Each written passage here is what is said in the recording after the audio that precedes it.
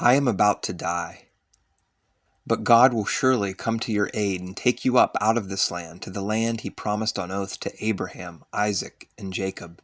Then you must carry my bones up from this place." Joseph's last words demonstrate his faith in God's promises. Like his father, grandfather, and great-grandfather before him, Joseph had faith that God would give his family possession of the promised land, even if he couldn't see that promise being worked out. When he was about to die, Joseph couldn't see the promised land from his vantage point. It was literally and figuratively hundreds of miles away. Joseph chose to trust in the promises of God anyways. But Joseph died.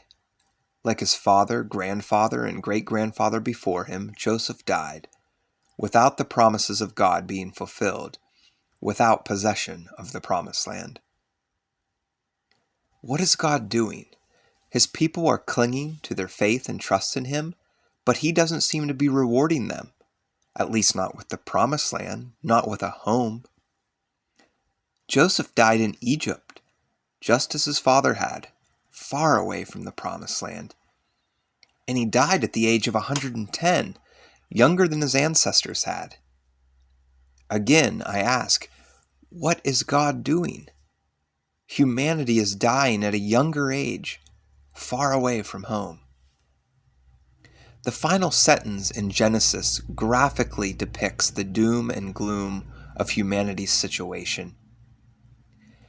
And after they embalmed him, he was placed in a coffin in Egypt.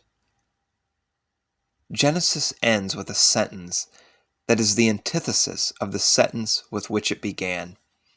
In fact, I wonder if the author didn't do this intentionally. Remember, Genesis opened this way: "In the beginning, God created the heavens and the earth." Such excitement, such anticipation, such hope, a bright new world. But Genesis closes this way: "He was placed in a coffin in Egypt." Such misery, such darkness, such despair. A dying world. Genesis began with life, but ends with death. Genesis began with God creating a beautiful, perfect home for humanity, but it ends with humanity homeless.